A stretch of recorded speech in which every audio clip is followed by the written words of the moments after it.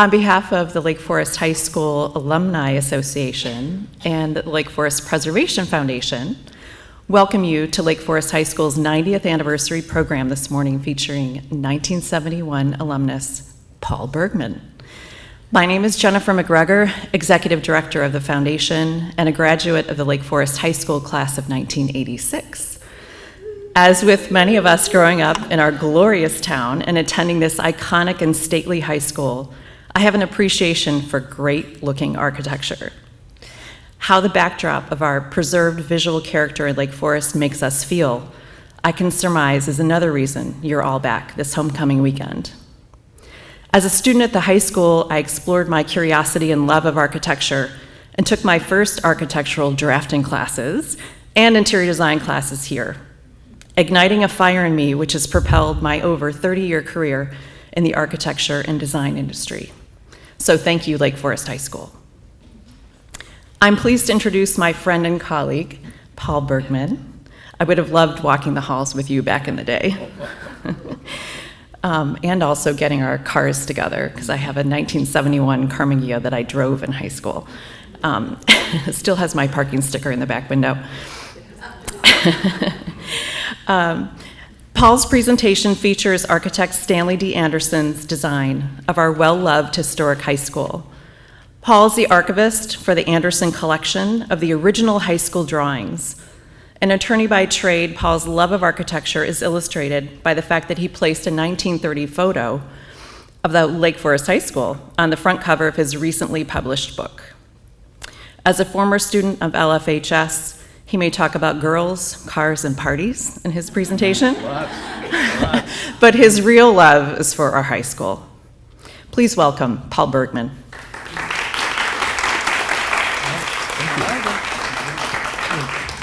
Thank you, Jennifer. This is wonderful. It's wonderful being here today. I'm Paul Bergmann. I'm so pleased to see this many people here today and how fun it is to celebrate the 90th anniversary of the high school. I'm always surprised when all of you turn out for a Stanley Anderson program. My father, Bill Bergmann, was the last architect to work with Stanley. My dad joined Stanley in 1946 at the end of World War II. And if you've seen some of my earlier programs, this program is going to be a little bit different, with different houses and a much deeper focus on the building we're in right now, Lake Forest High School. And it's nice that we're meeting in this auditorium. My dad designed this space when he doubled the size of the school in 1960. And so let's take a little moment to count some hands here. Who is here from a class in the, who's here from any class in the 1950s? I know Ellie Borders is here, so we have some people from the 1950s. Anybody here from the 1960s? Okay, I know Carla Wyckoff is here, she's from the 60s. I'm class of 71. Anybody here from the 1970s?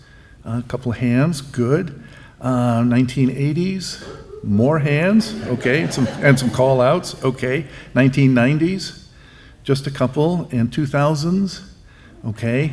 And if we have anybody who's newer than that, you're just a bunch of newbies, you know. So I worked at my dad's firm as a kid. One of my jobs was to pull drawings out of the files and then put them away. And going through the files after my father died, I realized that there was a fabulous trove of houses, buildings, and histories. I published my book in 2019, but I am still cataloging houses and projects today. I've also just graduated with my master's in historic preservation studies from Boston Architectural College. So to give you some idea where we're going to start with a deep dive into the high school. Then I'm going to give you an introduction to the firm's English Village work in downtown Lake Forest, which I hope will be a fun and nostalgic trip for people. And then we're going to look at some eye candy of some of the beautiful houses that they did. So let me introduce our characters. In the center is Stanley Anderson. This photograph was taken about 1946. On the right is his pre-World War II partner, Jim Tickner. That photograph is from about 1940. And on the left is my dad, Bill Bergmann. My dad joined Stanley in 1946 after the war, and he's a generation younger than Anderson. He was born in Oconomowoc, Wisconsin, and he's 22 years younger than Anderson. Stanley was born in Lake Forest in 1895. He attended Lake Forest College, then the University of Illinois, where he met a Peoria boy, Jim Tickner, who was in his third year of architecture school. That was in 1916. In 1917, both enlisted as officers to go fight in World War I. As a lieutenant, Stanley was assigned to General Blackjack Pershing's general staff. Tickner went into the artillery. They were then awarded French study scholarships and went to the École des Beaux-Arts in Paris and studied at Atelier Lalu. Anderson came home to work for Howard Van Doren Shaw, where he worked for 6 years. Tickner went to work for D.H. Burnham and Sons, who were the great skyscraper innovators for several years. And my dad joined, as I said, in 1946 after school at the University of Minnesota and doing war work and teaching in Princeton. And as I mentioned, Stanley attended Lake Forest College. While he was there, he was the editor-in-chief for the yearbook, which is, their yearbook is called The Forester. And Anderson did all of the artwork for the yearbook. Pictured here are some of his sketches showing freshmen as little babies, sophomores as bratty young kids, juniors as sophisticated ladies, and finally seniors as debonair young men. And you can see he was quite a talented sketcher, and people that knew him have told me that he was a very talented artist. And so as we celebrate the 90th anniversary, I thought you might be amused to see a photograph from the 30th reunion in 1965. Shown here are 3 sets of twins from the class of 65 celebrating the 30th anniversary. And is Alan or Lee Blair here, Raymond and William Nielsen, or David and Richard Steffen? If any of you know them, tell them that they got a shout out today. And where they are standing under our favorite sign, which denotes the cool elegance of our school. And this is a picture from the 30 years brochure that was prepared in 1965. It's a picture of the main section of the building through the trees with the caption, "Something to be proud of." Don't we have the same feeling here in 2025? We know that we went to a very special school in a very special town. This building isn't designed just to show off the wealth of the community. It's not designed to be showy, but it is designed to show the sophistication of the community and the aspiration of the parents building this building. So we're going to see some fun pictures and then drift off into the weeds a little bit when we look at how the building was built and how to emulate a Lake Forest estate house. We're then going to see the architectural symbolism that's embedded in the design of the building. And this building was built to the same standard as all of the great houses in Lake Forest. What's cool is that we, as kids, understood that this was our big estate house. And what I find is that not all of the adults that visit here get it. So here's an aerial slide from about 1935 or 1936. And I want you to look at how small the trees are in front. They're just little saplings at this point. My dad added the auditorium in 1960. Also, the circular drive goes around the building and over to Spruce Avenue. It isn't until 1960 that my dad puts the horseshoe driveway in. And there are literally thousands of Lake Forest High School alumni that know that they graduated from a very special school. In 2017, Architectural Digest declared Lake Forest High School to be the prettiest high school in Illinois. And here's what the school looks like today. It's a far different place than when many of us attended. And just look at all of the additions that you see in this building. And we always thought we had a pretty cool school. But it wasn't until Robert Redford came to the high school to film Ordinary People in 1980. And with him was Donald Sutherland, Timothy Hutton, Mary Tyler Moore, among the others. And that's when we knew that we attended the coolest high school ever. This was our school up there on the big movie screen. For those of us that were lucky enough to be there, thank you, Robert Redford, for the memories. And so here's a look down the central hallway looking towards the old gym with the trophy case at the very far end. And the second photo is the original gym. So it was the gymnasium Then in my time, it became the girls' gym, and it's now become the library. So it's a building of many changes. And here are the old doors to the gym, and I've had several people ask me about the murals that were in the school. These are some of the murals that were painted over the door arches. And Ellie Borders was just telling me that when she attended, she remembers the murals being over the doors. And if anyone has better pictures of the murals, please contact me, because we're trying to gather up the history of them. And anybody ready for a swim? How about one of those old, cold, wet wool swimsuits? Anybody remember that? The pool was called a natatorium in the 1930s, which is a fancy name for swimming pool. A high school of the size of Lake Forest wanted to brag about having a swimming pool because it was out of the ordinary in 1935. It was really something special. And we have to call out Bueller? Does anybody remember science class? I think that's the periodic table on top of the chalkboard.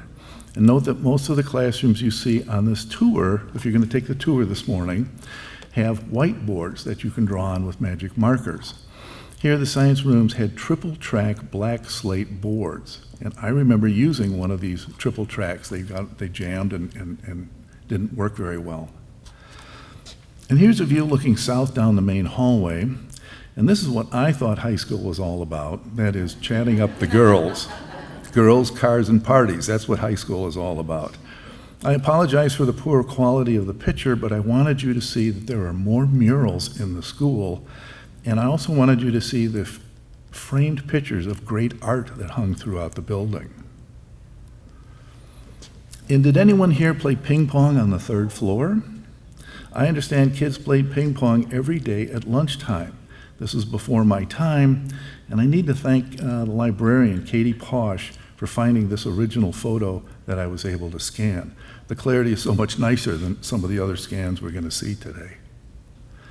Here's the art room. There are special cabinets for storing drawings and artworks, and notice the display niches at the back of the room. And so let's start off with a little bit of trivia here. I didn't know that this was a local trivia question, but apparently it is. How many chimneys are on the high school? There's a couple of different ways to answer the question. There are 12 chimney stacks if you count the stacks without the flues. And the flues are the round chimney pots that you see on top. If you count all of the pots, all of the chimney pots, as well as the stacks, you arrive at 34 chimneys. And there was only one flue in this entire group. All of these chimneys, except for one, actually, are all false chimneys. There's only one that worked. And that was the fireplace in the library. The rest are part of Stanley's design genius, and we just love the fact that there are so many chimneys, even if they're false chimneys. So we're going to jump into the weeds for a couple of moments here. All of you intuitively know that you attended a school that was designed as an estate house. It was to be as elegant as the fancy East Coast private prep schools. It was also designed with the same level of detail as the fanciest mansions in Lake Forest. High school looks the way it does because every single detail was designed in it. Nothing in this building is here by accident or coincidence. When a building is designed, it comes with a specification manual. Anderson used the manual to enforce an extraordinarily high level of workmanship throughout the entire building process. In the manual, there are many boring paragraphs of following the building codes and doing all of the work. However, at the end of each section is the following statement: all work shall be done to the satisfaction of the architect. This language, along with the rest of the instructions, states a standard that few contractors would agree to today. And I might also state it's probably a legally unenforceable standard today. So we have the requirements: all work shall be done to the satisfaction of the architect. Mediocre workmanship will not be acceptable to the architect. And all miters and jointing shall be perfect. Not kind of maybe, not close enough, not good enough for government work, perfect. So every part of the building was drawn in exacting detail. This is the main entrance, and sections of the building were drawn full size where necessary. And I have drawings in my files that are 4 feet wide and sometimes 8 and 10 feet tall.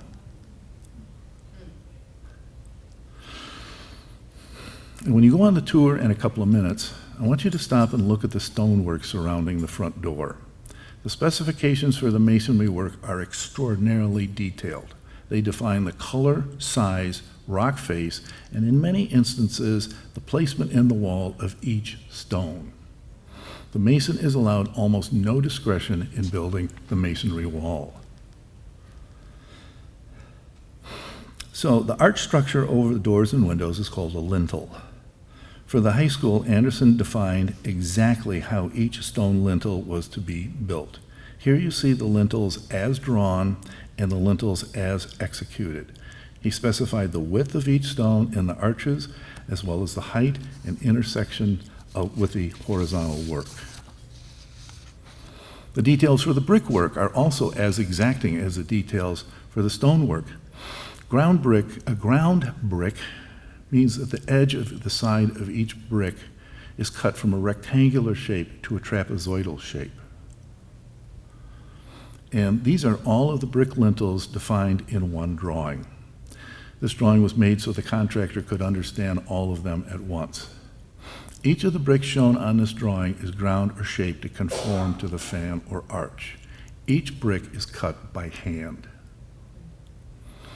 And here are 2 windows showing the bricks in a fan shape, and above them the drawing provided to the mason to shape the bricks.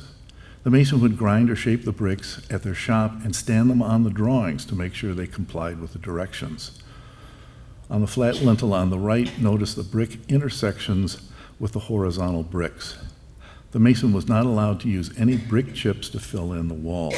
The work had to be perfect, and it had to be to the satisfaction of the architect. So let's go outside and take a look at some more bricks. This next is Anderson's commitment to architectural fidelity. I'm showing you this slide to orient you. We're in the entrance over by the gym, now the library, and I want you to notice the bricked-in window opening on the first floor. That's a false window. In the 1630s through the 1840s, English houses were taxed by the window. The more windows and the larger the windows, the higher the tax rate. And many English houses have bricked up windows in an effort to lower their taxes.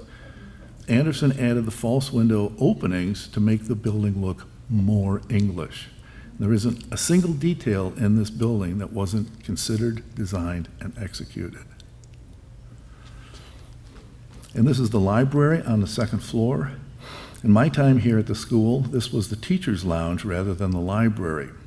And I want you to look at the fireplace on the right. Very few high schools have a working fireplace.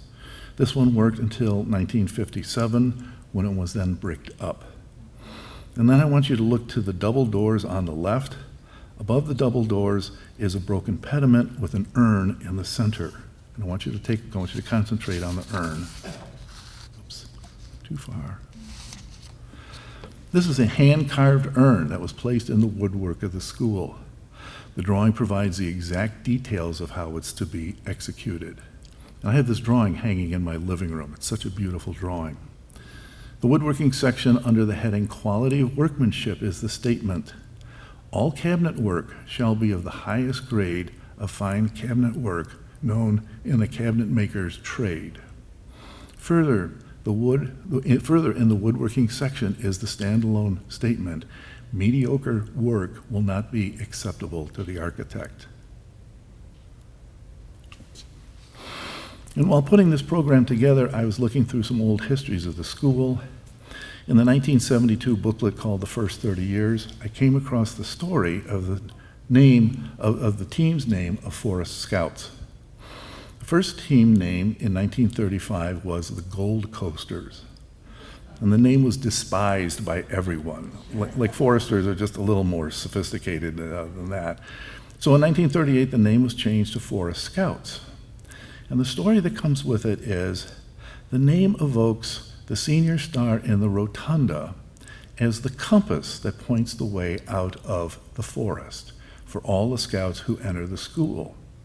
And I thought that's just a charming story that we are all scouts and we use the compass to lead our way out of Lake Forest. So if the name Forest Scouts begins with the senior star as a compass guiding us forward, how does it become the dreaded senior star? Do any of you remember the old tradition that if a senior caught a freshman walking on the senior star, they could make them scrub it with a toothbrush? This hazing tradition had pretty much died out by the time I got to the high school in 1967, and I don't think anybody in my class was forced to scrub the star. But how about it? Does anybody here remember? So I see a couple of hands going up. I love this. I want to talk to you after the program. This is great. But what I love about this picture also is the looks on all of the kids' faces. Don't some of those faces seem kind of familiar? The loud girl, the laughing onlookers, and there's a couple people in here who just look clueless. And I think that's just charming. So, fair warning. I'm putting on my professor hat now. And don't worry, there won't be a quiz at the end, but there's some very important symbolism and architectural history embedded in our school. There are some of the reasons why all of you think the school is a special place and a place to be proud of. And I'm going to show you some of the architectural history that covers multiple centuries.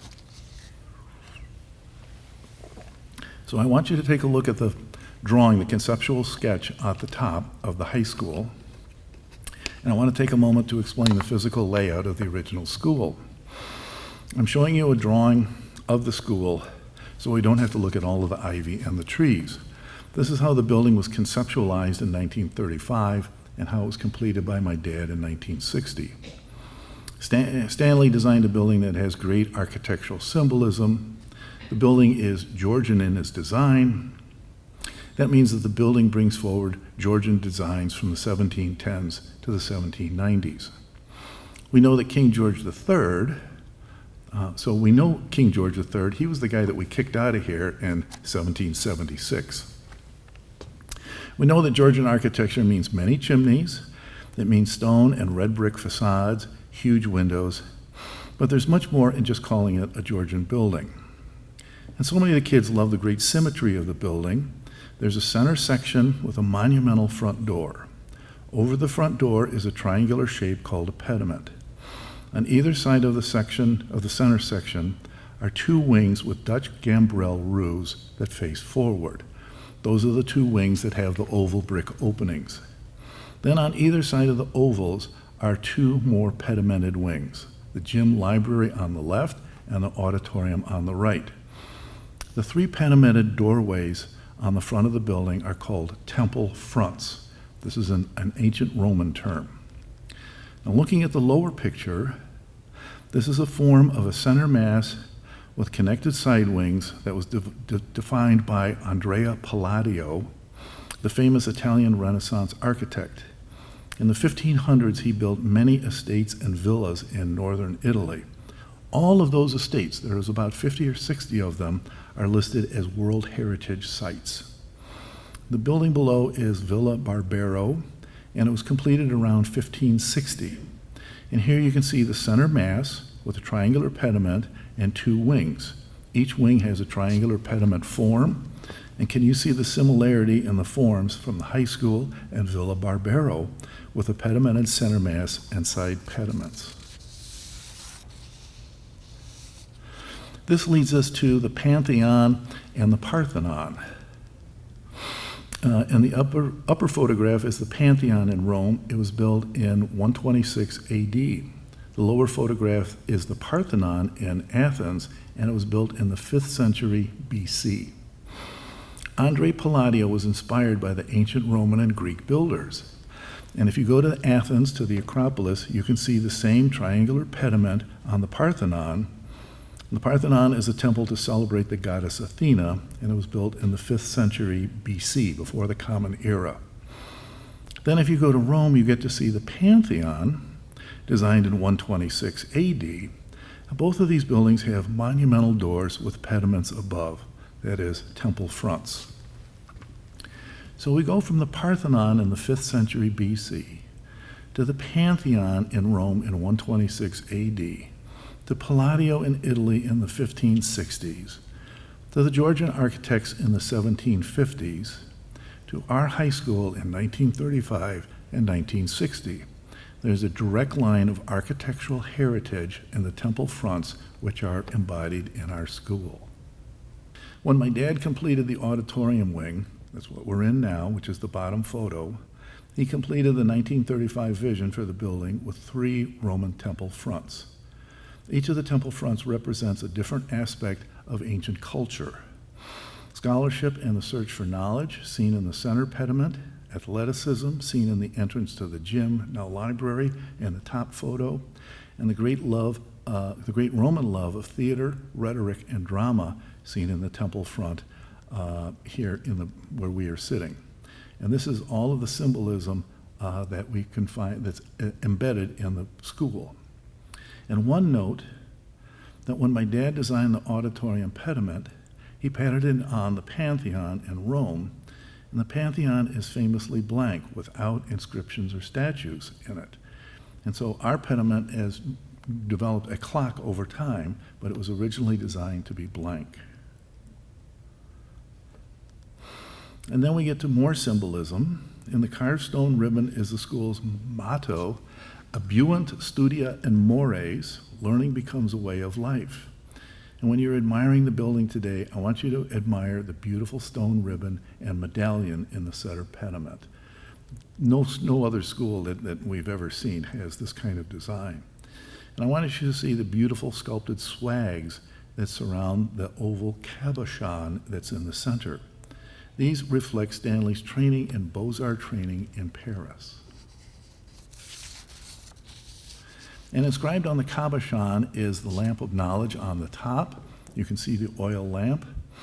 This also relates to John Ruskin's writings. He wrote a treatise called The 7 Lamps of Architecture in the 1880s.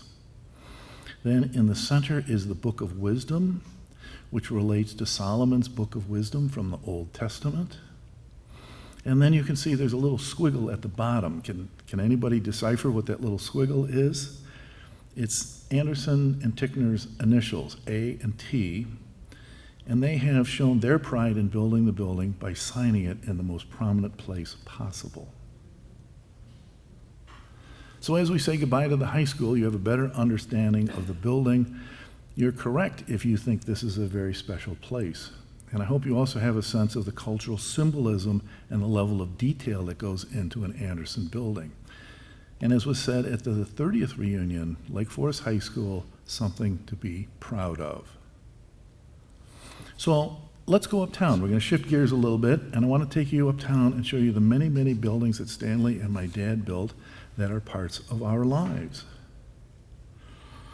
From 1925 to 1932, Stanley greatly enlarged Howard Van Doren Shaw's concept of Market Square. Stanley created a City Beautiful style village in Lake Forest with its own English village concept. In 7 years, Anderson built or remodeled 10 buildings in downtown Lake Forest, all in either English Tudor or Georgian styles. And the Chicago Tribune, as well as most of the architectural enthusiasts at the time, were all on board. It's like a little bit of High Street on some Yorkshire village. And if you go downtown in Lake Forest today, you're going to see that the city is trying to improve Deer Path and Bank Lane with new pavement and sidewalks to try and augment the City Beautiful design in downtown. It's taking them a really long time, but they're getting it done, I think. So the first building I want to show you is the East of Theater building. It's a Georgian-style building. And so he's trying to create a prosperous English village, much like you would find in the Cotswolds or in the Yorkshire Moor. But more importantly for us, does anybody remember the restaurant that was in this building? Because it was called the Spice Box at one time, and then it was called Mitchell's Restaurant, if anybody remembers that. And I think it may have had some other names also. I was a cook's assistant there when I was in high school. So the Casperson and Peterson Ford Dealer building was another one of Stanley's very early buildings. This was on Western Avenue where the Northern Trust Drive-In is located today. In the 1940s, Anderson converted it into a bowling alley, and it's where I learned to bowl and play pinball. It's now the drive-through, and does anybody else remember going into the bowling alley at the time? A couple hands? Okay. Then we have the Fry and Udell building in 1926 on Western Avenue. It is next to where the bowling alley used to be. Fry was an electrical contractor, but more importantly, Udell was a printer, and this is where the Lake Forester was printed for many, many years. The Thomas Eastwood building is on Bank Lane and was completed in 1926. You can see the rhythm of how fast these buildings are coming. They're all in exactly the same period. To orient you, the tower of City Hall is seen on the upper right, so you have a sense of where you are on Bank Lane. He added all the small storefronts to the building on the left. And this is Anderson's version of the English Mews, a dense, narrow street of small shops. And this is Anderson's creation of the visual connection along Bank Lane, south to the Deer Path Inn, and north to Market Square. And this forms the dense fabric of the English village of narrow side streets, Bank Lane connecting to Market Square, and busy thoroughfares like Western and Deer Path. And as I mentioned, you can see how the city is rebuilding all of that today. In 1927, Anderson designed the Charles Gunn building on Deer Path. Gunn was a grocer and had his own orange groves in Florida, where fresh fruit was shipped to his customers here in Lake Forest. In the 1980s, the building was substantially revised, and even though the building has been extensively remodeled, it still retains its essential Stanley Anderson essence. Does anybody remember when this was the A&P grocery store? Okay, probably very few people. It used to be Wells and Copperthorne Hardware Store, which I remember, and then it became the Midwest Bank in the 1970s, and now it's Old National Bank. So then we get to the Deer Path Theater building, built in 1927. Anderson conceptualized this building as early as 1924, and he postponed opening the theater until 1928 so they could install the sound system for the new talking movies. The movie on the marquee says, "We're in the money now," from 1935, and the lower picture in 1965 is Steve McQueen in The Rain Must Fall. And then here's the interior. And how many remember spending Saturday mornings as a kid watching all of the shoot-'em-ups and cowboy movies, or later, Saturday night date night? And sadly, this interior was gutted in the 1980s. Here's two more pictures of the theater interior. I can remember doing an awful lot of talking and flirting with all the girls in the hallway, and that's where you could make noise before going into the theater.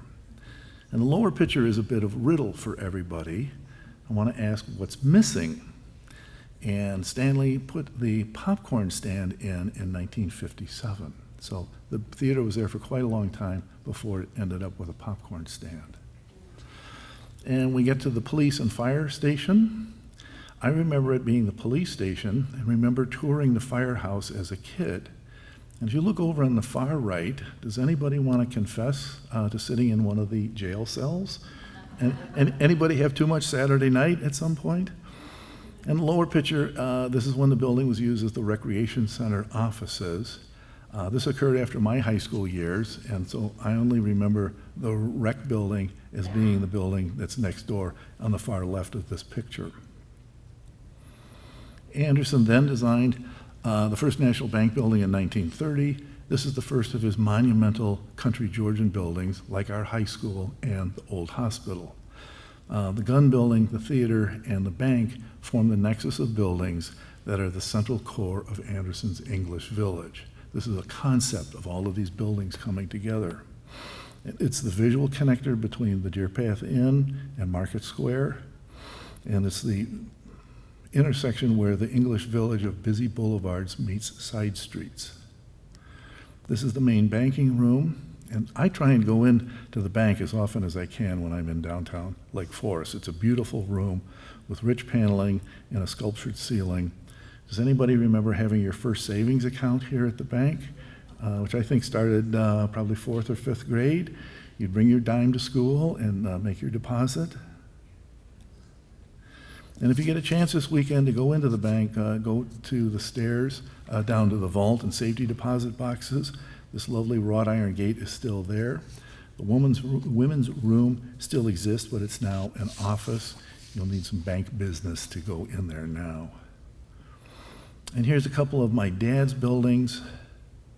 My dad built this building for a developer, Clay Lichtenstein, in 3 sections. To differentiate the storefronts, he added a different door hood to each entrance. And the Lake Forest Flower Shop is the last addition. Originally, this was Grace McGill's flower shop. And for the flower shop, he added a wrought iron trellis and a flamboyant metal hood.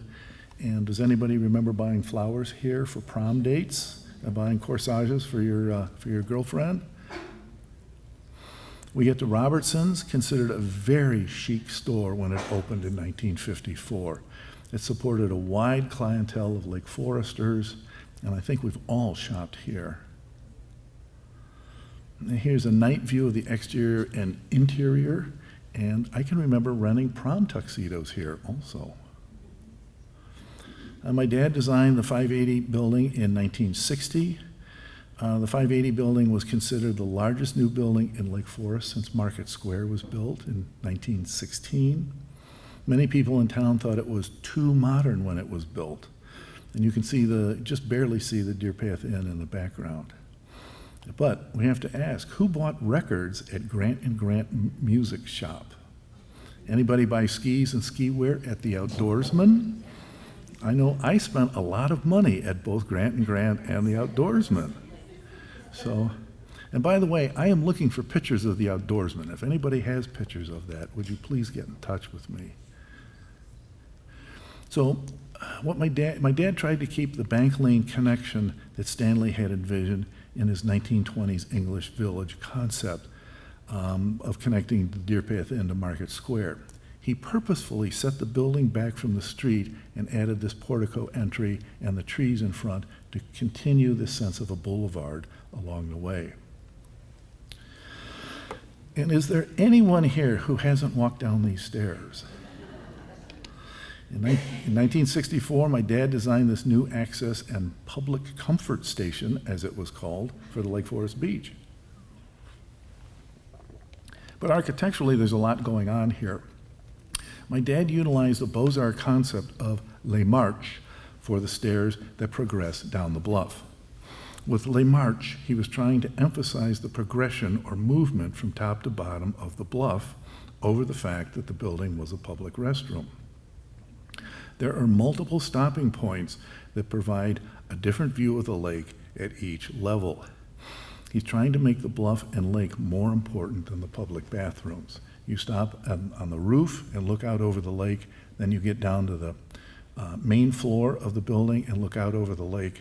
And then as you come down this broad set of stairs, there's a landing. There's several landings that you stop at.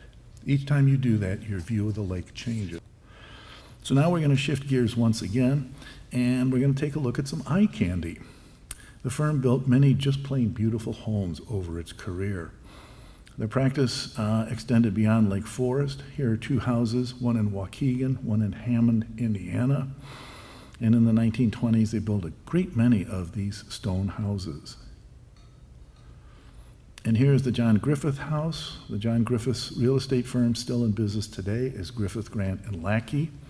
In 1928, he built this house. Griffith then later sold it just a few years later. The lower house is the manse, now called the Parish House, at the First Presbyterian Church. We'll take a quick view of the James Lovell House. This is a French Norman style house. Lovell was head of the Federal Reserve Bank and the Continental Bank in Chicago, and he built this house in 1928. There's a lovely courtyard just beyond the stone gate you see in the center of the picture. The Jeffrey Carquill House is a Maryland colonial style house, it's one of the early country Georgian houses that they did. This is in Highland Park. Carquillville was an executive with the Nash Motor Car Company. That's now gone. Here's the Carquillville dining room. The door on the left leads to one of the several porches that this house has or had. And the door on the right is a false door that does not open. Notice that there's no doorknob and that the panes are mirror rather than glass. And the false door maintains the symmetry of the room. And then this is Deer Path Hill Estates, the subdivision that Stanley Anderson and Henry Turnbull launched in 1926. We know it today as King Muir Road. This is King Muir at Deer Path. I placed this neighborhood on the National Historic Register in 2006, and in high school, I had a lot of friends that lived out here. I spent a lot of time in this neighborhood. Stanley and his wife Marty were very good friends with the McIlvaines. When they got together for dinner and bridge regularly, in 1934, the McIlvaines visited cousins in Maryland and stayed at Stemmer House, 1700s pre-colonial house.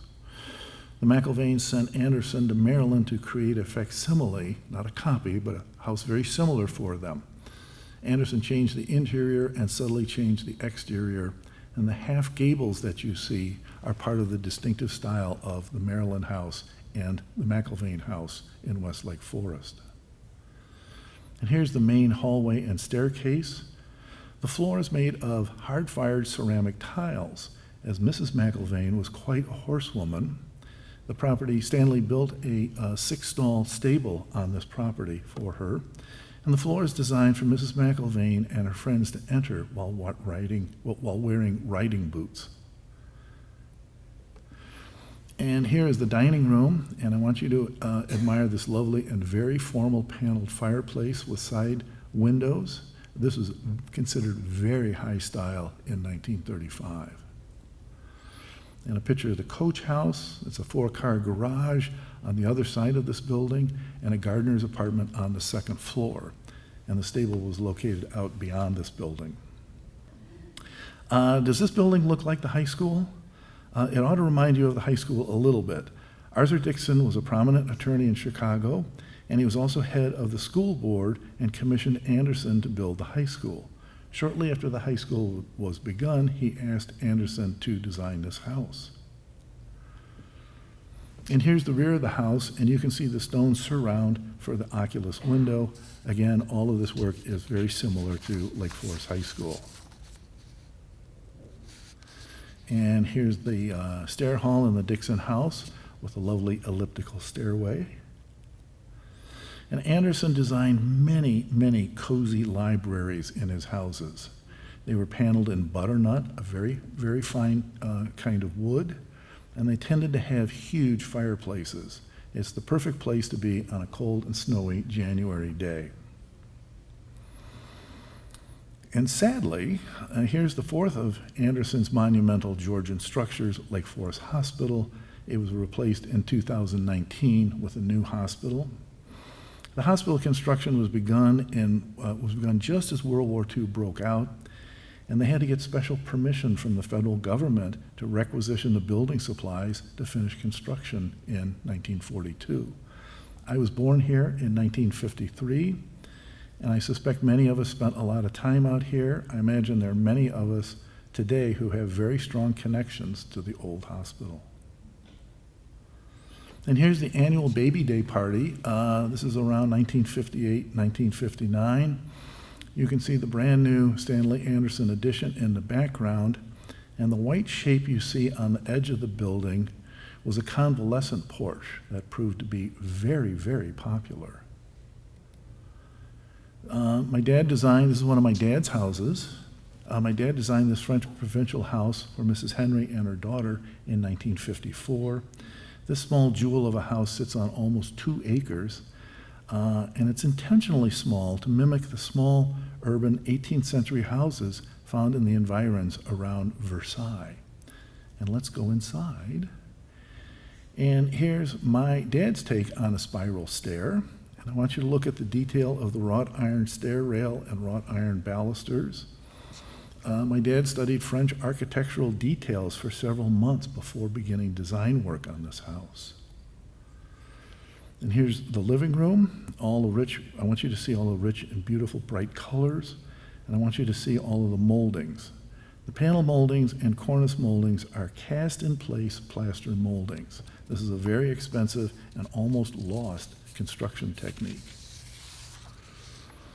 And this house was just a riot of color. How was this for a nice cheery kitchen? The tiles were collected in France by the owner. The Cudahy house. This is a country Georgian house designed by my dad in the 1960s. It's a very understated house, but it has the same Palladian form of a center mass and flanking wings. And I want you to see the two triangular pediments on each side. They are very similar to the high school's pediments. And a view of the living room. You can see that this is just a beautifully scaled room. And we get to our last house here. This is the Sewell and Shirley Gardner house from 1969. My dad and the Gardners called this house their California modern house because they thought it was new and chic in 1969. The house is modern in its square form with a flat roof, but then it's classically fenestrated with projecting cornices and large lintels. And here's the central stair. Mrs. Gardner was Mrs. Shirley Keith Gardner. Her maiden name was Keith. Her stepmother was Mrs. Stanley Keith, who in an earlier time was Mrs. Kersey Coates Reed.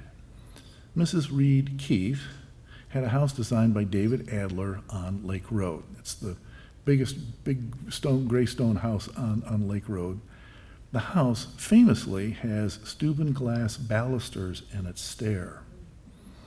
And so Mrs. Gardner, as an homage to her stepmother, used lucite balusters in her stair that you see here. And this gives the impression that the handrails are simply floating in space. Living room. One thing you might notice is that the drapery all fits into wall pockets. The drapes in this house run on motorized tracks. So if you want to open or close the drapes, you push a button on the wall to open and close the drapes. There's a lot of other modern amenities in the house also. So that's pretty much our program here. I hope you've had some fun. I hope you have a better appreciation of Stanley Anderson's works. I cut out a lot of houses. I can do houses forever and a day, but I hope you have an appreciation of the works. If you've seen some of my other programs, they focus in on a lot more of the houses. We didn't talk about any of the horse farms today, but I hope I've shown you a couple of things about the high school that you didn't know or things that you hadn't thought about or looked at for quite some time. So after the tour, please, or when you're on the tour, please go out and look at the building and just simply admire all of the detail in it. So, thank you.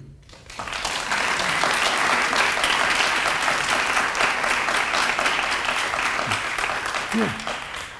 So if anybody has, we can take a couple of questions. I know that they want to get started with the tour, or tours. I guess there's several of them, but I can take a question down here in front. 1984. The 1984 yearbook for the high school has a picture of the Belvedere and stairs. How cool is that? Okay. It's an amazing picture. Well, they're not just simply designed to run up and down. There's a lot of people who think it's the greatest aerobic exercise in the world, but actually it's designed to slow you down so that you stop and look at the lake. The class of '84 took a pretty rowdy picture on that stage. There wasn't beer involved, was there? Okay. Well, great. Well, thank you so much. All right.